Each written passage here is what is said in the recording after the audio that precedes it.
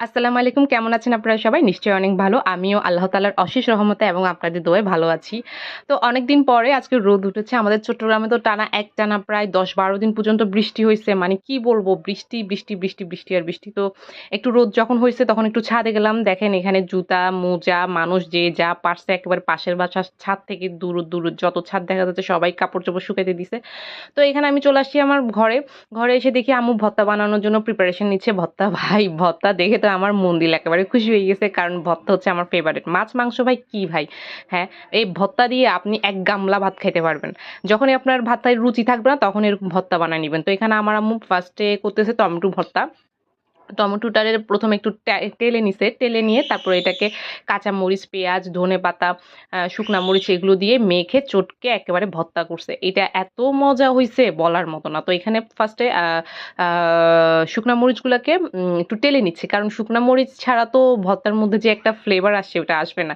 আলু ভর্তা হোক, শুটকি ভর্তা হোক, বেগুন ভর্তা হোক, যে ভর্তাই হোক ভাই, শুকনা মরিচ ছাড়া তো ভাই ভর্তা জমেই না।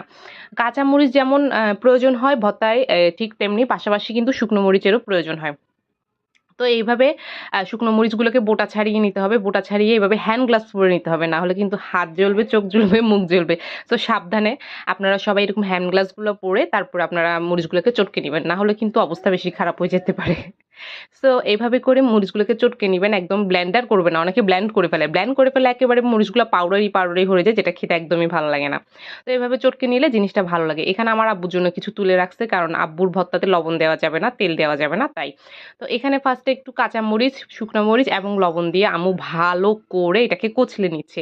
এখান থেকে মানে অল্প করে তারপরে আপনার বিভিন্ন ধরনের যত ধরনের ভর্তা বানানো হবে সবগুলাতে দিবে। এখানে হচ্ছে সরিষার তেল।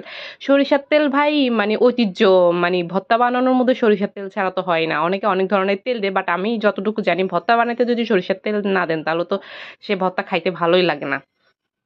এরপরে এই টমেটোগুলাকে কচলে নিচ্ছে। কচলে নেওয়া টমেটোগুলার মধ্যে এমনভাবে কচলাইতে হবে যেন একদম ব্ল্যান্ডও না হয়ে যায় আবার একদম মানে কি যেন গোটাও না থাকে এভাবে। তো এখানে মেখে রাখা যে পেঁয়াজগুলো ছিল সেগুলো একটু নিয়ে আর এখানে সামান্য একটু কাঁচামরিচ বেটে রেখেছিল আম্মু ওগুলো দিয়ে ভর্তাগুলোকে বানিয়ে নিয়েছে। এখানের মধ্যে যে বাকি যে পেঁয়াজগুলো ছিল সেখানে একটু শুটকি, একটু কাঁচামরিচ দিয়ে এগুলাকে মেখে নিয়েছে। এই হলো ভর্তা। আর আব্বুর যে ভর্তাগুলো আছে ওগুলাতে কোনো ধরনের লবণ, কোনো ধরনের তেল ইউজ করা যাবে না। কারণ ডক্টর আব্বুকে নিষেধ করছে সো এইজন্য। আর এখানে আমাদের জন্য যে ভর্তাগুলো বানাইছে এখানের মধ্যে আম্মু একটু সামান্য লেবুর রসও চিপে দিছে। লেবুর রস চিপে দিতে পারেন বা না দিলেও হয় সমস্যা নাই। কারণ এটা এত বেশি প্রয়োজন না। এটা জাস্ট একটু ফ্লেভার ছড়ার। এখানে হচ্ছে আব্বুর জন্য ভর্তা। এখানে আব্বুর জন্য ভর্তাগুলোর মধ্যে হচ্ছে কাঁচামরিচ, পেঁয়াজ, তারপরে একটু শুকনা মরিচ আর একটু ধনেপাতা। ব্যাস হয়ে গেছে। এটা হচ্ছে আব্বুর, এটা হচ্ছে আমাদের, এটাও আমাদের জন্য।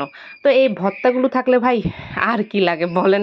আজকে মনে হয় আমাদের ৩-৪ পাতিল ভাত রান্না করতে হবে। আমি তো আম্মুকে বলতেছিলাম যে আজকে আমাদের ৩-৪ পাতিল ভাত রান্না করতে হবে।